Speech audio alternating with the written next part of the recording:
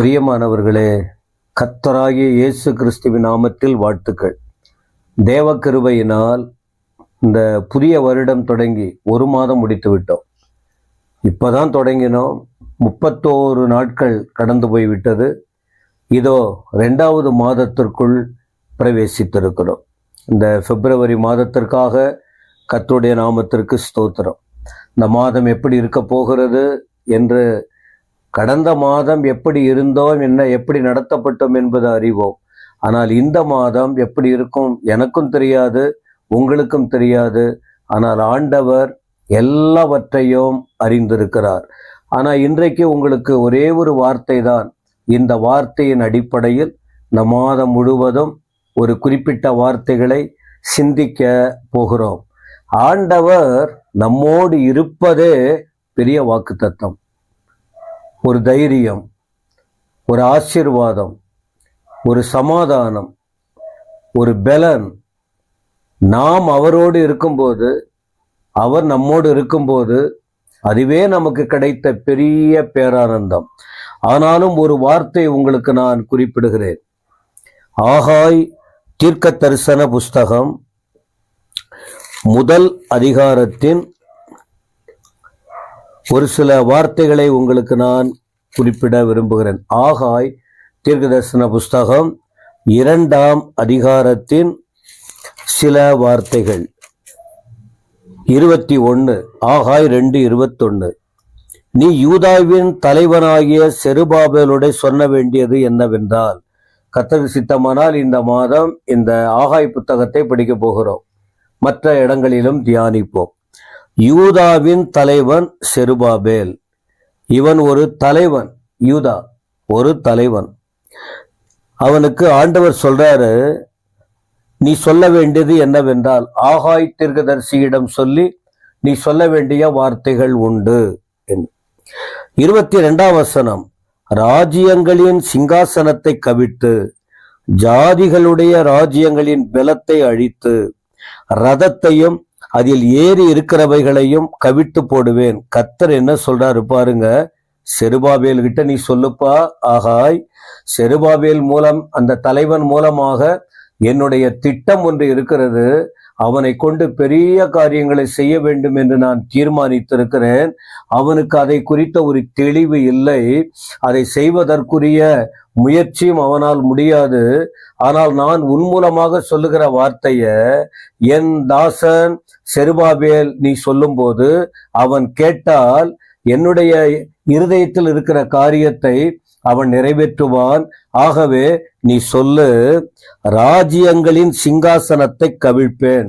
அது எவ்வளவு பெரிய ஆளுகையா இருந்தாலும் அதை நான் கவிழ்த்து போடுவேன். ஜாதிகளுடைய ராஜ்யங்களின் பலத்தை அழிப்பேன். ரதத்தையும் அதில் ஏறி இருக்கிறவர்களையும் கவிழ்த்து போடுவேன். கவிழ்ப்பேன், அழிப்பேன், கவிழ்த்து போடுவேன்.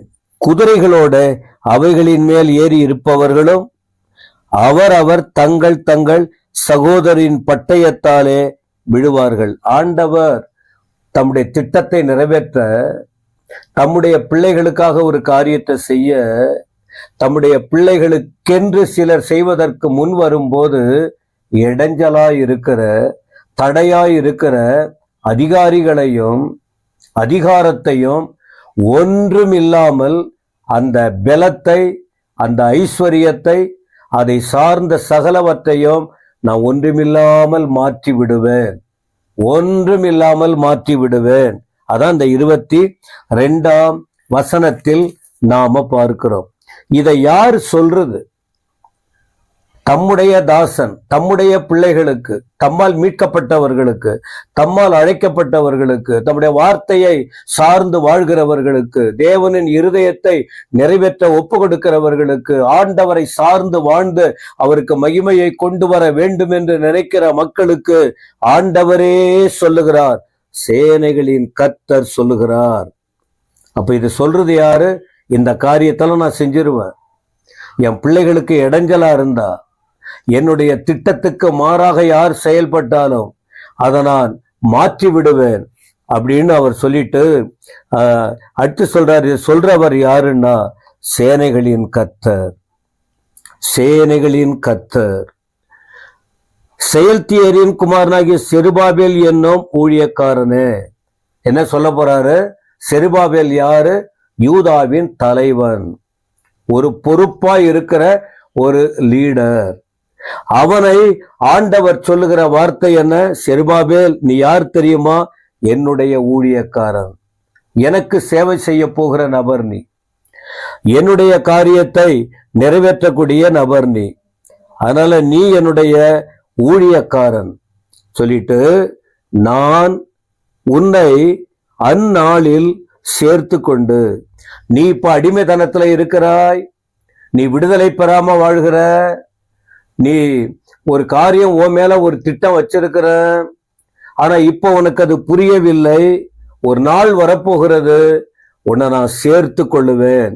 நீ தூரத்துல இருக்கிறாய், உன்னை நான் சேர்த்து கொள்ளுவேன், சேர்த்து கொண்டு உன்னை முத்திரை மோதிரமாய் வைப்பேன் என்று கர்த்தர் சொல்லுகிறார். அப்ப இன்னைக்கு இந்த மாதம் ஆண்டவர் செருபாபேலுக்கு சொன்னதான அந்த மேன்மையான வார்த்தையின் அடிப்படையில் சபை மக்களாகிய உங்களுக்கு, யூடியூப்ல கேட்கிற உங்களுக்கு, ஃபேஸ்புக்கில் பார்க்கிற உங்களுக்கு, இந்த காணொளி மூலமாய் நீங்க எங்க இருக்கலாம், தூரத்தில் இருக்கலாம், சமீபத்தில் இருக்கலாம், ஆலயத்தில் இருக்கலாம், எங்க இருக்கலாம், எங்க இருந்தாலும் கர்த்தர் இந்த நாளில், இந்த 2வது மாதம் 26வது வருடம் உங்களுக்கு தேவன் சொல்லுகிற வாக்கு தத்தம் என்ன?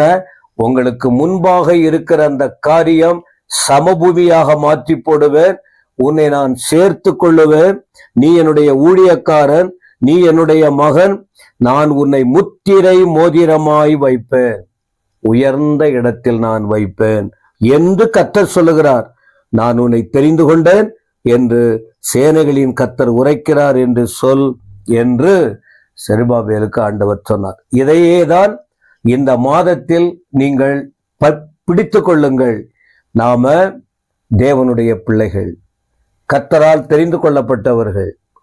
ஆண்டவர் உங்களை அவருடைய வேலை செய்ய அழைத்திருக்கிறார், ஊழியக்காரர்களை அழைத்திருக்கிறார். அவர் தெரிந்து கொண்டது மட்டுமல்ல, ஊழியத்தை செய்ய அழைத்தது மட்டுமல்ல, சேனைகளின் கர்த்தர், கர்த்தராகிய தேவன் சொல்லுகிற வார்த்தை, உன்னை முத்திரை மோதிரமாய் வைப்பேன், உன் அதிகாரம் மேலே வரும். இந்த மாதத்தில் நீங்க தொடர்ச்சியா ஆண்டுடைய வார்த்தைகளை கேட்கும் போது இந்த ஆசீர்வாதம் பெற்றவர்கள், இந்த முத்திரை மோதிரமாய் மாற்றப்பட்டவர்கள் வேதாகமத்தில் இருக்கிறார்களா என்பதை எல்லாம் தியானிக்க போகிறோம். ஆனா இன்றைக்கு செருபாபேல் அந்த தேவதாசனுக்கு கர்த்தர் சொன்ன வார்த்தையின்படி தேவ ஜனங்களாகிய உங்களுக்கும் சொல்லுகிறார்.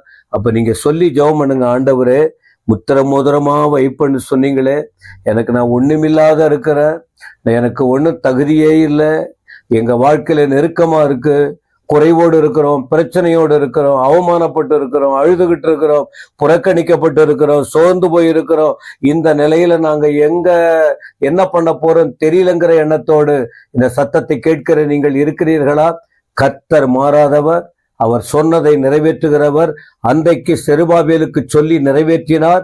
இன்றைக்கு இந்த வார்த்தையை கேட்கிற உங்களுக்கும், உங்களை எங்க தாழ்ந்து கிடக்குறீங்க, எங்க உடைக்கப்பட்டு இருக்கீங்க, எங்க சோர்ந்து போய் இருக்கீங்க, எங்க பலவீனமா இருக்கீங்க, எங்க ஒண்ணுமே இல்லைங்கிற நிலையில இருக்கிறீங்க, அந்த இடத்துல ஆண்டவர் உங்களை முத்திரை மோதிரமாய் முக்கியமான இடத்துல வைத்து உங்களை ஆசீர்வதிக்க அவர் வல்லவராய் இருக்கிறார்.